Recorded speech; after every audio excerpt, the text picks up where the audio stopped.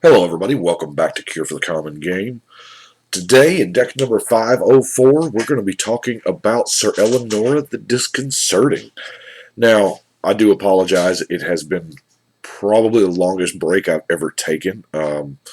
Quick explanation there, I had some dental issues and I was in a lot of pain, and then I had them cut out, and then I was in a lot more pain, and so, yeah, I'm back. I'm not 100%, but I am on the mend, as it were. So let's talk about Syr Elenora. Obviously, we have got a 5 mana. This is the next from the last commander from Eldraine. After this, I will have Kenrith left. How fitting that the buy box will be the last. Anyway, a blue knight. We don't get that a whole lot. Now she's a star 4. Power is equal to the number of cards in your hand, so that is outstanding. And of course, when she enters the battlefield, you draw a card. And spells our opponents cast that target her cost 2 more to cast, so it's going to be harder to remove her. So that I like. Obviously, the very first thing I went to was card draw. So the first thing I want to show is probably the best card in any card draw deck of Psychosis Crawler. Because obviously we're going to be drawing a ton of cards.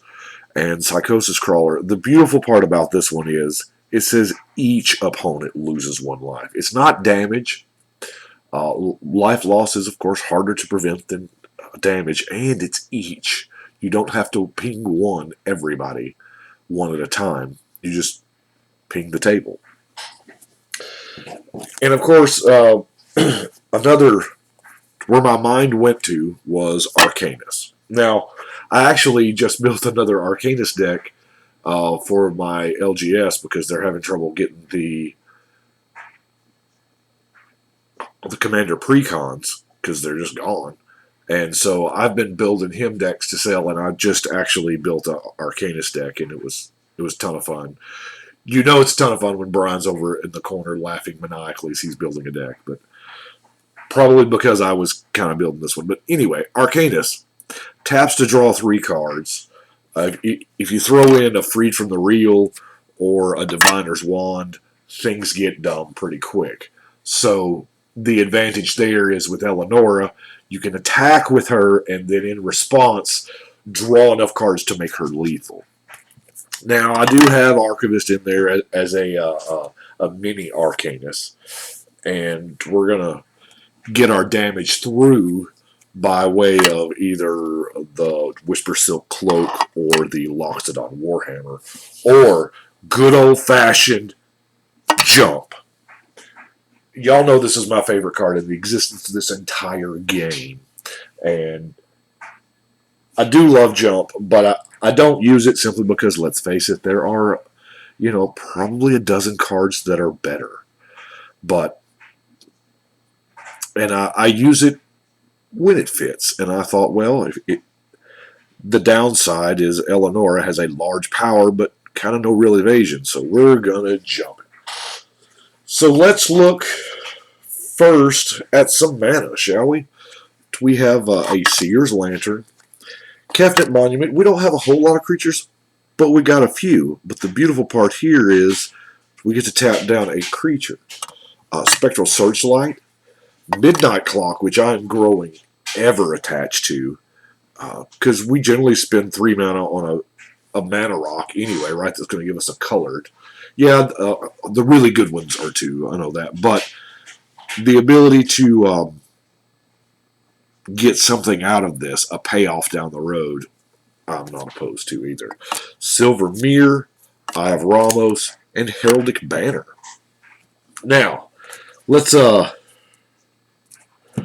draw some cards, shall we? Oh, this is a big old stack of card draw. Of course, first we're going to... The Dictate of Krufix. Now, Ideas Unbound is one that a lot of people don't... I think a lot of people don't even know this exists. 2 mana to draw 3 cards, but at the end of turn, you've got to discard 3 cards. Well, how I use this back in the standard days of Kamigawa was blue aggro, where I just drew 3 cards and played them, so I didn't have any hand at the end of the turns. But here, as long as you have those cards in your hand during your attack step, that's what matters, right? Running Huddle up again, because I figure I can, you know, somebody at the table is willing to pay 2 if you let them draw a card. So you can essentially draw a card for 1 mana. Playing the Witching Well, Into the Story. Just a lot of these are just straight up draw cards. You know, that's it. Flow of Ideas, draw a bunch of cards. Brilliant Plan. I know that rate's not amazing, 5 for 3, but Jace's ingenuity. I almost said it like that guy said it years ago. Tidings, that's more like it, 5 for 4. Unexplained Vision, 4 for 3. And we're going to scry 3 because let's face it, we're playing mono blue. We're going to be adamant. I even went down to Inspiration, Deep Analysis, Telling Time, Tragic Lesson. I know I'm just blowing through these, but there's a lot of just card draw. Jace Beleren, Lore Weaver, Flight of Fancy. Here again, it gives her, this is the perfect Elenora enchantment. It gives her 2 power and flying, because it puts 2 cards in your hand. Ponder, Opt, and Time Reversal for when you just need to set her back to 7. We're going to follow that up with an Archmage Ascension, because let's face it, this is not that hard to trigger. 6 or more quest counters on it, so you have to draw 2 cards a turn 6 times. Now, while you could argue that if you're doing that, then you're probably already winning anyway, but it's the long game, you know? Now, I know y'all saw when I opened my collector pack that this was the rare I got, the Folio of Fancies, and I've been looking for the right deck, and this one presented itself. So, it's another no max hand size giver, because you know I'm running the Reliquary Tower, but each player, players don't have maximum hand size, and each player draws X cards. Then, of course, you got the milling option, which is kind of not what we're about, but what led me to play this was the Vantress Gargoyle, because I really want to be about this 5/4 flyer for 2, And really, most of the time, that can't attack clause kind of can get met anyway. Can't attack unless defending player. So you got to attack the person, the defender. Let's look at some removal, shall we? Break it up a little bit. We have Frogify, because I love that name. Icy Blast. Curse of the Swine. Now, Curse of the Swine has not gotten enough love since Theros. Theros was a long time ago, folks, and any blue card that says exile X target creatures, yeah, so what? They get a 2/2 boar. If current standard is any kind of proof, then, small token creatures, not that big of a deal. Curse of the Swine is really good. Repeal, it does bounce a creature, and it draws you a card. Sleep, this is real close to a time walk here. I mean, it taps them all, and then so you get 2 hits on them. And then Whelming Wave is our evacuation variant. Now, creature-wise, we don't have a lot of other creatures, I'll be honest with you. We don't. We have Sower of Temptation, which is more for removal than anything else. Fairy Formation, but there again, that's more for card draw than anything else. Gadwick is also card draw. Muldrifter, Clever Impersonator. Trusted Advisor is one that doesn't see a whole lot of play. Just in case we're having trouble drawing our max hand sizers, it's not bad. Drift of Phantasms is a tutor. it goes and gets any 3-drop we've got. And if I'd have thought we'd have highlighted the 3-drops as I did them, y'all know what's in there. Fairy Vandal, of course, it's another second card. You know, it gets a counter on it. Tome Raider. It's so hard for me not to say Tomb Raider with this thing. I'll admit, Randy Vargas has way more discipline than I do, because if I knew I was drawing art for a card called Tome Raider, the art would have had redheaded pigtails. I'm sorry. Just for the giggles. Loyal Drake. You know, all the Lieutenant cards I pretty well like. And then we're going to look at some counter magic here, because let's face it, we're kind of setting up a one-trick pony. I mean, we're doing, yes, it's mono blue, and it's kind of a different animal at the table, and people are automatically going to assume that you're running counter spells. But excuse me, our commander damage win is pretty much all we got. So yes, we are running counterspell and negate and daze, dream fracture, because you know, draws that card. Hypnotic Sprite, overwhelming intellect.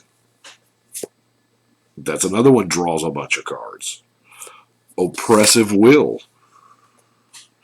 This might as well be a hard counter, as many card draw spells as we have. And of course, a good old-fashioned Power Sync. Power Sync doesn't get enough love, but the one reason why you would run Power Sync is because it forces them to pay the X. You can make X one more mana than they have, and they can't go, like Mana Leak or whatnot, I can't pay it. No. I know you can't pay it, but you still gotta try. You gotta tap all them lands and empty your pool. So now we're down to our non-basic lands. Of course, I'm running Castle Vantress, because Scry 2 on a land is something I can't ignore. Rogue's Passage. We are doing a commander damage win, so we might as well, right? Mystic Sanctuary. Reliquary Tower, y'all knew that was in there. Ponderland, also known as Halimar Depths. Memorial to Genius. Blighted Cataract. And Coral Atoll. Now, I love the Coral Atoll. I love the Karu lands, is what they're called from Visions. They are, you know, don't get a whole lot of love either, because they do bounce something. But I'll put it in here with my trusty basic islands. I didn't do anything special with the islands for this one. But that is Syr Elenora, and that is what I have got. And we're crooked. There we go. Can we see the 6th bay? We're on the 6th bay, folks. That's deck number 504. And that one is done. And like I said, all that I have left for Eldraine is Kenrith. It's built, sitting right over there. I've already got it listed. I know if there's some of y'all who maybe follow me on Architect, and you probably get notified whenever I upload a deck.